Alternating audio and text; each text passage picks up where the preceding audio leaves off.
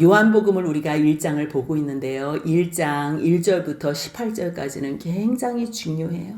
우리가 그냥 읽어서는 무슨 말인지도 알지도 못하고 깨닫지도 못하는 말씀이에요. 너무 장엄한 말씀인데 하나님께서는 이 말씀을 우리에게 알려주고 싶어 하세요. 태초에 말씀이 계시니라. 이 말씀이 하나님과 계신 그 말씀으로 모든 만물이 지어졌대요. 근데 이 말씀은 우리를 살리는 생명의 말씀이라는 거예요. 하나님께서는 그 말씀이 무엇인지 가르쳐 주고 싶은 거예요. 말씀, 생명, 빛. 너무 추상적이에요. 정말 추상적인 그 말씀이 생명으로 오셨는데 그 생명이 사람의 빛이라 그러는데요. 빛을 깨닫지를 못하는 거예요. 1장 5절에요. 빛이 어둠의 빛이 돼. 어둠이 깨닫지 못해요. 우리 다 영적으로 소경인 저희들 말씀을 읽어도 깨닫지 못해요. 참빛. 세상에 와서 각 사람에게 비치는 빛이 있어도요. 깨닫지를 못하는 거예요.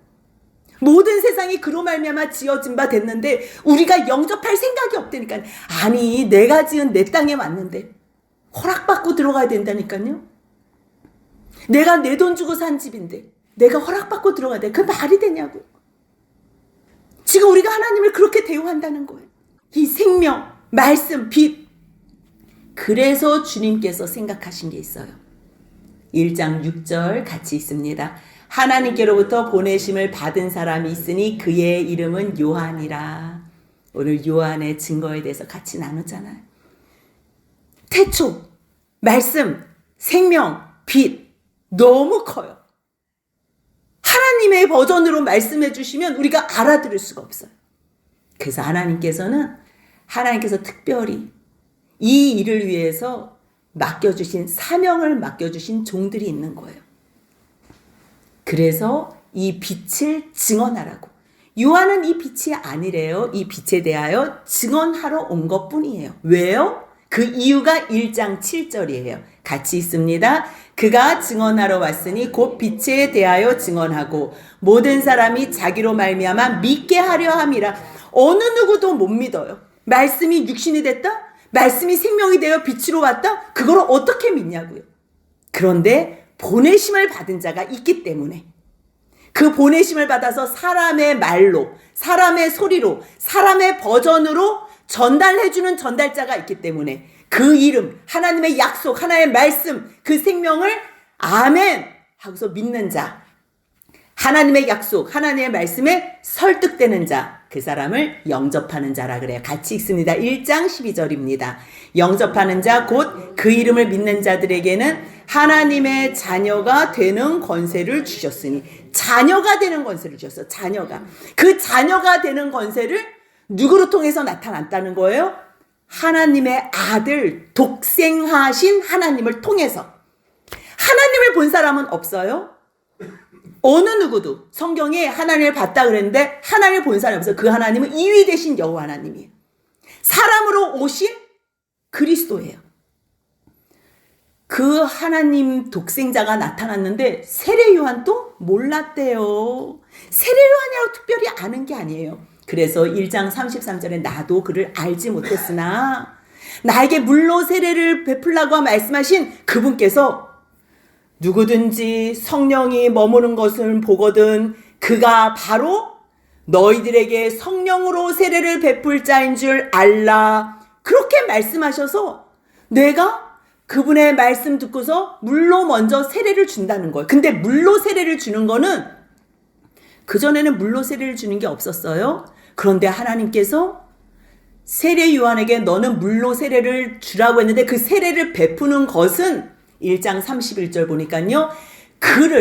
그가 누구예요? 예수 그리스도 메시아. 그를 이스라엘에게 나타내려 함이라는 거예요. 구약에는요. 온통 메시아. 하나님의 백성들은 어떻게 살아야 하는지 율법. 우리가 그대로 살 수 없기 때문에 이스라엘 백성들이 어려움을 당할 때도 있고 때로는 잠깐 멸망을 당하는 것처럼 보일 때도 있지만 주님께서는 약속하셨어요. 그날이 오면 내가 반드시 메시아를 보내리라. 그래서 온통 구약 성경은요. 율법, 메시아. 그래서 율법을 완성하시고 하나님의 약속인 메시아 그리스도가 오신 그분이 바로 말씀이 육신이 되셔서 오신 예수 그리스도다. 율법은 우리를 죽이기 위해서 주셨고 신약은 우리를 살리기 위해서 아니에요. 처음부터 율법도 우리를 살리기 위해서 주신 거고요. 하나님의 백성으로 살아내야 되겠지만 그렇게 살 수 없는 우리에게 은혜를 약속해 주시기 위해서 율법도 주신 거예요. 우리가 지난 시간에 잠깐 봤어요. 모세에게 율법을 주신 분이 누군지. 출애굽기 33장 11절에는요. 여호와께서 모세와 대면하여 말씀하셨어요. 그 대면하여 말씀하신 그 여호와께서 34장 6절을 보니까요. 그 앞을 지나가시며 여호와라 여호와라 나는 자비롭고 은혜롭고 노하기를 더디하고 인자와 진실이 많은 하나님이라. 인자와 진실, 은혜와 진리가 충만하다. 그 예수가, 그 여호와께서 말씀이 육신이 되셔서 온 거예요. 본래 하나님을 본 사람은 아무도 없어. 그러면 이분은 누구실까? 그때 모세에게 말씀하셨던 그분이, 아버지 품속에 계셨던 그분이 독생하신 예수 그리스도라는 거예요. 하나님은 볼 수가 없어요. 그런데 우리는 하나님을 볼 수 있어요. 누구를 통해서요? 예수 그리스도를 통해서. 또한 누구를 통해서 본다 그랬어요?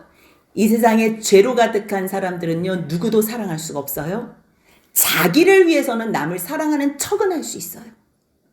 하지만 모든 이익이, 모든 계산이 다 정리된 후에는요. 오직 나만을 위해서 살아요. 사랑이라는 거는 없어요. 세상에는. 그런데 세상에 누군가가 사랑해? 근데 그 사랑이 멈추지 않고 계속해? 그래서 요한 1서 4장 12절 어느 때나 하나님을 본 사람은 없지만 만일 우리가 서로 사랑하면 그 안에 하나님께서 계신다는 거예요. 우리 안에 하나님께서 함께 계시기 때문에 우리가 온전히 서로를 사랑할 수 있다는 것. 그분이 바로 말씀이에요. 그분이 우리에게 거하시는, 말씀이 육신이 되어 우리 가운데 거하심에 우리가 그 영광을 보니, 아버지의 독생자의 영광이 어떤 영광이라 그랬어요? 십자가의 영광. 남들을 살리기 위해서 내가 죽어지는 영광. 용서할 수 없는 사람을 용서해주는 영광. 받아줄 수 없는 사람을 받아주는 영광. 사랑할 수 없는 사람을 사랑해주는 영광. 그 영광이 예수 안에 은혜와 진리로 충만하다는 거예요. 그런데 아무리 얘기를 해도 알지 못해요. 그래서 하나님께서 요한을 보낸 거예요. 모든 사람이 자기로 믿게 하기 위해서. 그래서 우리가 1절부터 18절까지 성령의 도우심으로 이 크신 말씀이 곧 육신이 되셔서 우리 가운데 거하시며 하나님의 약속이 이루어진 그 예수 그리스도를 볼 때 성령의 도우심으로 하나님 알려주옵소서, 깨닫게 하여 주옵소서. 그래서 그렇게 깨달은 사람들이 이제 이 땅에 살면서 어떻게 살아야 하나, 그 말씀 19절부터 같이 볼 거예요. 19절부터 28절이에요. 여기에 나오는 사람들은요, 세례 요한, 제사장, 레위인들, 세례받는 이들이 나와요. 장소는요, 배경은 요단강 건너편 베단이에요. 그곳에서 유대인들이요, 예루살렘에서 제사장들과 레위인들을 요한에게 보내요. 유대인들이. 그러면서 왜 보내냐면요, 너가 도대체 누구냐? 너가 누구냐? 그거를 이제 물으라는 거예요. 그랬을 때 요한의 증언이 이러해요. 하나님께로부터 보냄을 받은 자들은 자기를 증언하는 게 아니에요. 남들이 자기를 높여줘도요, 자기가 누군지에 대해서 정확하게 고백을 해야 돼요. 첫 번째로 사람들이 요한에게 너가 누구냐 물어볼 때 요한이 뭐라 그러냐면요, 나는 그리스도가 아니라 그래요. 요한이 드러내어 말하고 숨기지 아니하니, 드러내어 하는 말이 나는 그리스도가 아니라 한데, 왜 그리스도가 아니라고 했을까요? 사람들이 요한한테 너가 그리스도지 그렇게 물어봤기 때문이에요. 그리스도는 왜 그리스도냐고 물어봤냐면요, 구약 전체가 하나님께서 약속하신 메시아 사상이에요. 이스라엘 백성들에게 약속하신 하나님의 구약 전체, 선지자를 통해서 말씀하신 그 약속이 그리스도 메시아예요. 히브리어로는 메시아, 헬라어로는 그리스도, 기름 부음 받은 자, 왕이라는 얘기예요. 물론 선지자와 제사장의 뜻도 있지만요, 다윗의 왕위에 영원히 세우실 약속을 하셨기 때문에 다윗과도 같은 왕이 세워지나 보다. 언제 그 메시아가 올까? 그런데 세례 요한이요, 메뚜기 석청을 먹고 광야에서 지내지만 사람들 눈에는 예사롭게 보이질 않았어요. 대단하게 보였어요. 저 사람이 정말 메시아인가? 그래서 물어본 거예요. 너가 누구냐? 너 대답해봐. 그 속에는 어떤 말이나? 너 메시아지? 너 우리가 지금 메시아 기다리고 있는데 너 지금 메시아라고 얘기해. 대답해줘. 너 메시아야? 메시아야? 아니야. 나 아니라니까? 그러면서 나는 그리스도가 아니라고 한 거예요. 그렇다면 구약의 그 메시아가 아니라면 너 누구야? 엘리야야? 이 엘리야야? 라고 말한 거는요, 모든 구약의 말씀이 끝나고서 400년 동안 하나님의 말씀이 들리질 않았어요. 멈췄어요. 그거를 암흑기라 그래요. 구약과 신약 사이에 400년 정도 하나님께서 말씀하지 않은 침묵기가 있어요. 그런데 말라기 4장 5절에요. 보라, 여호와의 크고 두려운 날이 이르기 전에 내가 선지자 엘리야를 너희에게 보내리니. 엘리야를 보내겠다 그랬어요. 400년을 기다려도 안 왔어요. 그런데 세례 요한이 온 거예요. 잠깐만, 너가 그러면 그 엘리야야? 그래서 그렇게 물어본 거예요. 아니, 나 엘리야 아니야. 그러니까 또 물어봐요. 그럼 너가 그 선지자야? 그 선지자. 이 유대인들은요, 말씀에 능통해요. 제사장들, 레위인들, 토라, 창세기, 출애굽기, 레위기, 민수기, 신명기 거의 외워야 돼요. 외우고 있어요. 그런데 신명기 18장 15절에 모세에게 하나님께서 주신 약속의 말씀이 있거든요. 내 하나님 여호와께서 너희 가운데 너희 형제 중에서 너희를 위하여 나와 같은 선지자 하나를 일으키시리니. 모세와 같은 선지자를 하나님께서 일으키시겠다. 그 선지자, 나와 같은 선지자. 혹시 그 선지자야? 그렇게 묻는 거야. 그 선지자야? 너 말해봐. 넌 도대체 누구야? 물었을 때 1장 23절 같이 읽습니다. 이르되 나는 선지자 이사야의 말과 같이 주의 길을 곧게 하라고 광야에서 외치는 자의 소리로다 하니라. 아멘. 저는요, 광야에서 외치는 자의 소리예요. 소리. 지금 우리가 요한복음 1장 1절부터 태초에 말씀이 계시냐 그래서 말씀. 근데 그 말씀은요, 보이지 않아요. 태초에 계신 그 말씀인데 보이지도 않아요. 그래서 시편 19편 3절에서 뭐라 그랬어요? 언어도 없고 말씀도 없고 들리는 소리도 없다 그래요. 아무것도 없는데 만물이 그에게서부터 나오고 그 이후로 말미암고 그에게로 돌아가요. 아무것도 없는데 날은 날에게 말하고 밤은 밤에게 지식을 전한대요. 모든 온 세계가 그냥 다 그 말씀 가운데 운행이 된대요. 참 이상하다. 언어도 없고 말씀도 없고 들리는 소리도 없는데. 근데요, 하나님은요, 사람의 입을 통해서 하나님의 말씀을 증거한다는 거예요. 지금 세례 요한이 자기 자신을 뭐라 그래요? 나는 주의 길을 곧게 하라고. 주의 길을 준비하기 위해서. 내 뒤에 오시는 그 주님께서 자기의 사명을 잘 감당하게 하라고 나는 광야에서 외치는 자의 소리일 뿐입니다. 소리입니다. 사람들이 세례 요한을 지금 그리스도냐고 물었어요. 그리스도냐? 너 엘리야냐? 그 선지자냐? 너 모세가 약속한 그 선지자냐? 그랬을 때 하나님의 보내심을 받은 사람은 뭐라 그래야 돼요? 누가 혹시나 우리를 높여줬을 때 우리는 종일 뿐입니다. 저는 아무것도 아닙니다. 먼저 아무것도 아니라는 걸 고백해야 돼. 그럼 아무것도 아니라고 아무것도 안 해요? 아니지요. 하나님께서 나를 보내신 사명이 있는 거예요. 뭘로 보냈어요? 나는 하나님께서 보내신 소리입니다.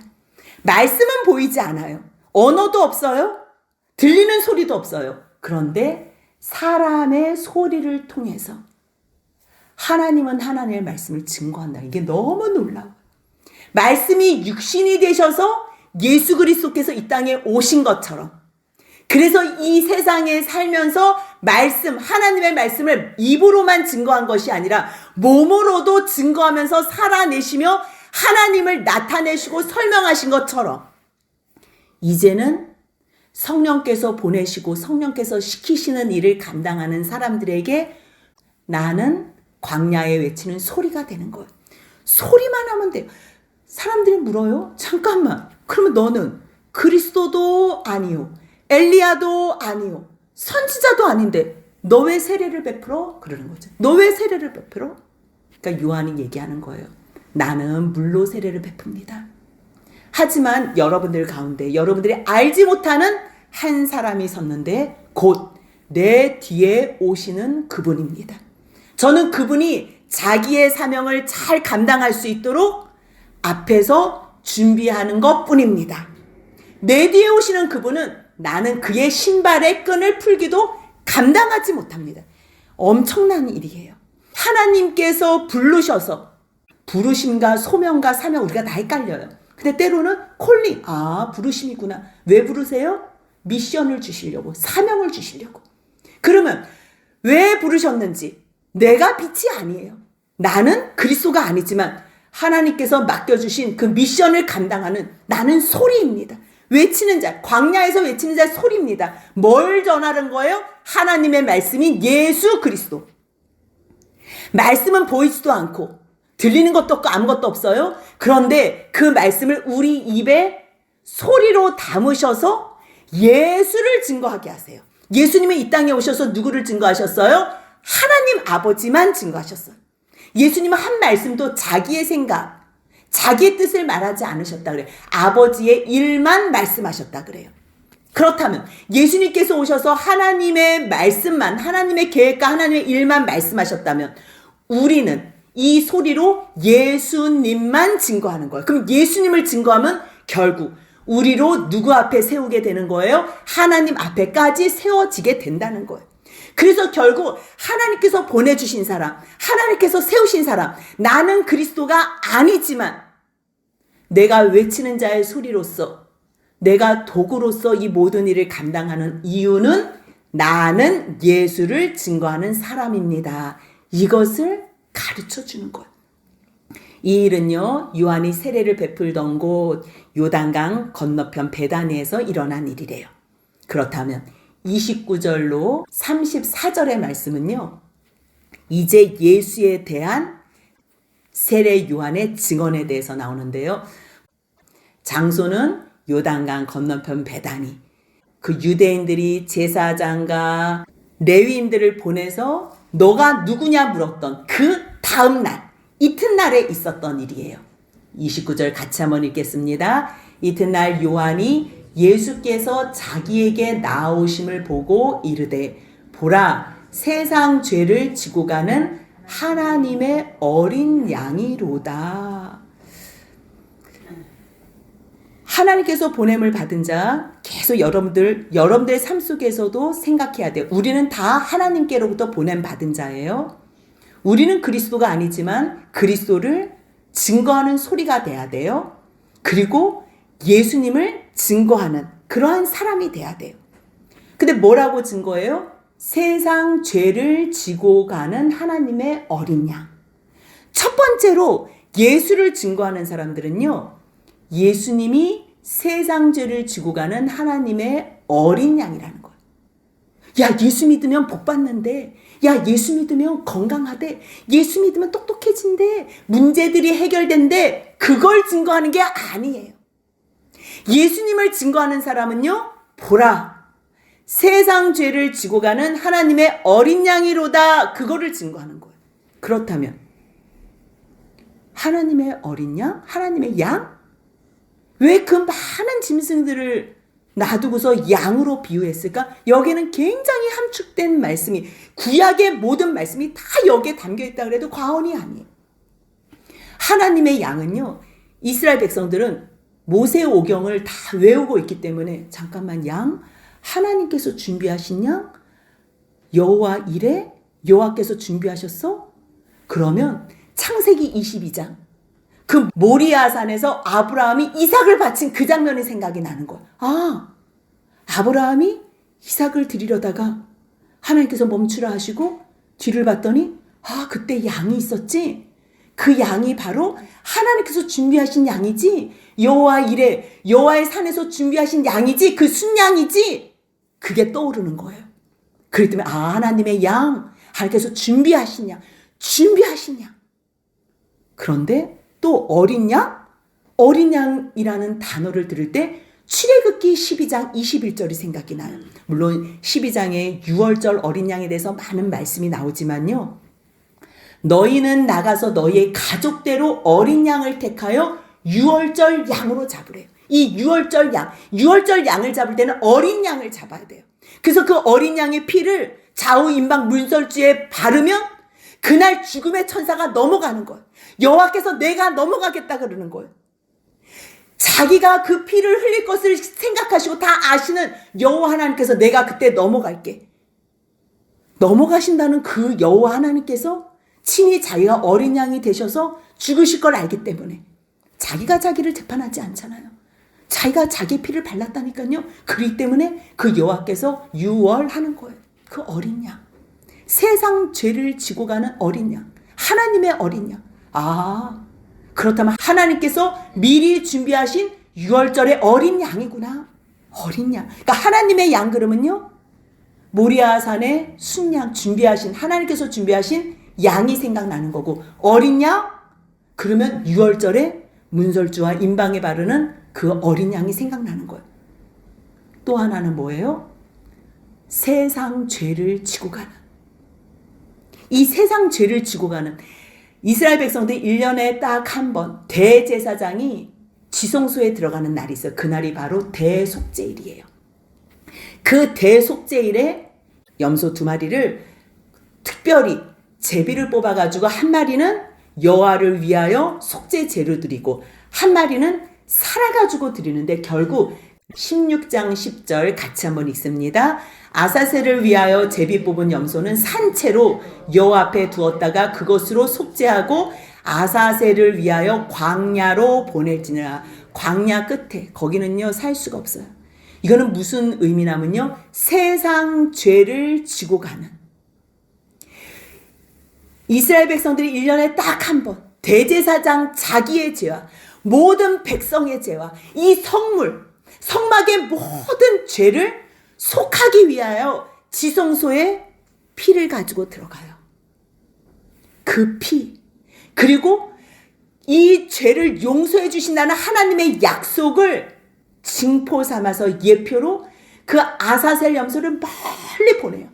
우리의 모든 죄를 이 염소가 짊어지고 가서 죽는다. 그 밑에는 뭐 낭떠러지가 있다는 그러한 해석도 있지만 결국 우리의 모든 세상 죄를 지고 가는 하나님께서 이미 벌써 준비해 놓으신 6월절의 어린 양이다. 그래서 예수님께서 6월절 날 돌아가셨잖아. 십자가에 죽으신 그 6월절의 어린 양. 6월절의 어린 양이 있었기 때문에 시간 맞춰서 6월절 날 죽으신 게 아니라 하나님께서 그 날, 예수님께서 그 죽으신 그 날을 기념하게 하기 위해서 수천 년 전에 6월절을 주님께서 제정하시고 출애굽기 12장부터 어린 양을 준비해라. 모든 것이 다 예수 그리스도에 대한 예표라는 거예요. 세례 요한이 이걸 알겠냐고요? 모르지요. 세례 요한도 모르지요. 그래서 또 고백하는 건 내가 뭘 알아서 하는 얘기가 아니고요. 물로 나에게 세례를 베풀라고 하신 그분께서 이제 너가 세례를 베풀면 내가 이스라엘에게 약속한 그 메시아를 보내주겠다고 말씀하셨기 때문에 내가 지금 물로 세례를 베풉니다. 그런데 뒤에 오실 그분께서 성령으로 세례를 베푸실 것입니다. 모르는 거예요. 계속 몰라요. 난 정말 몰라요. 베풀라 그래서 물로 세례를 하는 것뿐이에요. 이제 내가 이거를 하면 하나님께서 나타내실 것입니다. 참 이 말씀이 얼마나 위로가 되냐면요. 우리가 뭔가 해야 된다고 생각하잖아요. 우리가 막 성령도 막 어떻게 가서 막 사람들 마음에 막 넣어줘야 된다고 생각하잖아요. 아니에요. 그냥 우리는 광야에 외치는 소리만 되면 돼요. 하나님께서 물로 세례를 주라 그러면요. 우리의 역할만 감당하면 돼요. 그럴 때 그 메시아, 그리스도가 오셔서 세례를 받으시고 하나님께서 하나님의 구원의 사역을 하나님께서 이루시는 거예요. 하나님께서. 그랬을 때 각자 우리들은요 자기 자리에서 하나님께서 맡겨주신 그 일만 감당하면 되는 거예요. 그래서 나도 알지 못했는데 나보고 물로 세례를 주라 해서 줬거든? 근데 그때 무슨 일이 있었는 줄 알아? 그래서 32절이에요. 같이 있습니다. 요한이 또 증언하여 이르되 내가 보매 성령이 비둘기같이 하늘로부터 내려와서 그의 위에 머물렀더라. 머물렀어요. 나도 알지 못했어요. 근데 하나님께서 계속 마음으로 감동 주시고 또 감동 주시고 그래서 내가 물로 세례를 줬거든요. 그냥 저는 순종한 것밖에 없어요. 외친 것밖에 순종한 것밖에 없는데 주님께서 정말 말씀하신 대로 33절 같이 있습니다. 나도 그를 알지 못하였으나 나를 보내어 물로 세례를 베풀라 하신 그이가 나에게 말씀하시되 성령이 내려서 누구 위에든지 머무는 것을 보거든 그가 곧 성령으로 세례를 베푸는 이인 줄 알라 하셨기. 아멘. 우리가 예수를 증거한다 그래요. 지금 세례 요한이 예수를 증거해요. 뭘 증거해요? 세상 죄를 지고 가는 하나님의 어린 양이라는 걸 증거해요. 두 번째는 뭘 증거해요? 그가 성령으로 세례 베푸는 이인 줄 알려야 되는 사명이 있는 거예요. 우리가요 예수님이 누구신지 저분을 믿으면 우리의 모든 죄에서 용서함을 받습니다. 하나님께서 준비하신 예수 그리스도입니다. 그럴 때 우리는 예수만 믿으면 구원함을 받습니다. 우리는 그거는 증거예요. 근데 그 다음에 또 증거해야 될 게 있어. 뭐예요? 예수께서는 성령 세례를 주십니다. 예수님은요 죄사함의 권세, 죄사함의 은혜도 주시지만요 우리에게 성령을 주세요.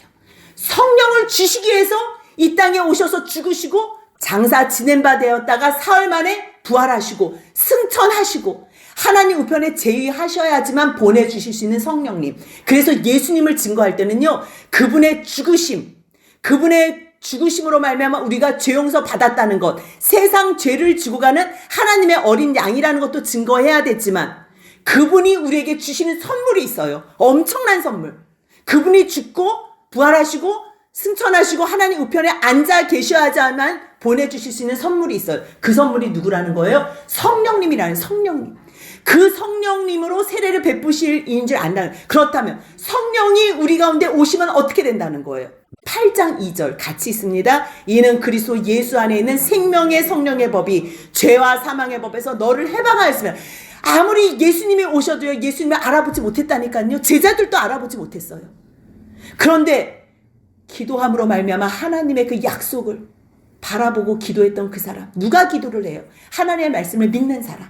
하나님의 약속을 기다리고 기대하는 사람만이 기도를 할 수 있어요. 그렇게 기도했더니 하나님께서 선물을 보내주신 그 성령, 가장 좋은 것, 좋은 그분이 누구라는 거예요? 성령이라는 거예요. 그분이 오셨을 때 예수가 누군지 알게 돼요. 그분이 오셨을 때 내가 죄와 사망의 법에서 완전히 해방된 것, 누구 때문에? 예수 때문에 해방됐거라는 걸 성령님을 통해서 알게 되는 거예요. 그렇다면 예수님이 이 땅에 오셔서 왜 죽으셨대?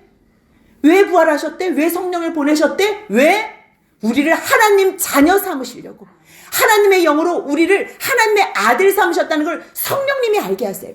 성령님이 우리 가운데 오시지 않으면요 그냥 머릿속으로만 알아요. 그냥 예수님이 제 용서해 주셨다니까 뭐 그래서 종처럼 살아요. 억지로. 아들은요 자원하는 마음으로 살아요. 왜요? 하나님의 상속자니까. 하나님 나라를 상속받을 그 모든 유업을 상속받을 자니까 아들처럼. 그걸 누가 가르쳐줘요? 예수님이 오셔도 알지 못했던 그 모든 사건을 성령님이 오셨을 때 우리 가운데 양자의 영으로 오셨을 때 우리가 하나님을 아빠 아버지라고 부를 수 있는 거예요. 성령님은 하나님의 영이지요. 하나님이 우리를 영혼 육을 주셨잖아요. 우리의 영과 하나님의 영, 성령이 같이 더불어 우리가 하나님의 자녀입니다. 나만 하나님의 자녀고 너는 아닌 게 아니라 예수 그리스도 안에서 성령 안에서 우리가 지어져가는 하나님의 자녀입니다. 우리가 하나님의 자녀를 증거한다는 거예요. 또한 그 성령이 우리 가운데 계실 때 하나님이 거하시는 성령의 전이라는 거예요. 이거를 누구를 통해서 알게 된다는 거예요? 성령을 통해서. 성령을 통해서. 세례 요한이라고 아는 게 아니에요. 누가 알 수 없어요. 근데 때로는 하나님께서요 직접 부르셔서 알게도 하세요. 그렇다고 이 사람이 완전히 다 깨달아요? 그렇진 않아요. 이 사명만 감당하는 것 뿐이에요. 그래서 자기가 감옥에 gat혔을 때 세례 요한이 제자들을 보내서 그러잖아요. 이제까지 자기가 3년을 광야에 외치는 자의 소리로서 여러분들 세상 죄를 지고 가는 하나님의 어린 양입니다. 그렇게 외쳐놓고서 잠깐만 근데 왜 나를 안 구해주지? 제자들 너 한번 예수한테 가봐. 어떻게 우리가 당신이 그리스도인지 아니면 그리스도를 기다려야 되는지 우리가 어떻게 해야 되는지 한번 물어보고 와. 이게 말이 돼요? 그렇기 때문에 하나님께서 역할 주시고 사명 주시는 거는요. 그 사명까지예요. 그 사명 때문에 내가 믿음이 물론 그 사명에 순종하며 가면 순종하는 것만큼만 믿음이 생겨요. 사명은 하나님께서 주신 것뿐이에요. 근데 결국 하나님께서 세례 요한을 통하거나 주님의 종들을 통해서 우리로 깨닫게 하기 위한 거는 1장 34절입니다. 함께 읽습니다. 내가 보고 그가 하나님의 아들이심을 증언하였노라 하니라. 아멘. 결국요. 이 세상에 보냄을 받은 자들 나는 누군가 이 땅에 태어난 모든 사람들은 다 한 번쯤은 생각해요. 그 옆에 있는 사람에게 당신은 누굽니까? 우리는 누구예요? 우리는 그리스도는 아니에요. 우리가 하나님의 자녀라 그래서 우리가 그리스도는 아니에요. 하지만 우리는 하나님의 자녀이며요. 양자예요. 근데 그것을 누구로 통해 알아요? 하나님의 말씀을 통해 알아요. 그래서 우리가 하나님께서 부탁하신 그 자리에서 자기 사명 감당할 때 때로는 소리로 때로는 어떠한 자리에서 마지막에는요 모두가 다 예수님의 증언자로 사는 거예요. 결국 그 말씀이 우리 가운데 거하실 때 우리의 말로 소리로 증거되는 그 예수를 증언할 때 그것이 우리의 사명임을 깨달으시고 이 땅에서 성령이 너에게 임하시면 너희가 권능을 받아서 다른 걸 하는 게 아니고요. 예루살렘과 온 유대와 사마리아와 땅끝까지 이르러 내 증인이 되리라 말씀하신 그 예수님의 지상명령을 받아서 우리도 예수만 증거하는 그래서 예수 증거하면요. 우리가 이미 벌써 성령이 임한 사람이고 예수 증거하면 용서함 받고 그래서 하나님의 자녀로 하나님 앞에 설 수 있다는 것 영원히 하나님과 함께 왕노릇하고 하나님과 영원히 교제할 수 있는 그러한 존재가 된다는 것 기억하시며 이 땅에서 예수 증거하는 사람으로 사는 복을 누리시길 주님의 이름으로 축복합니다. 아멘.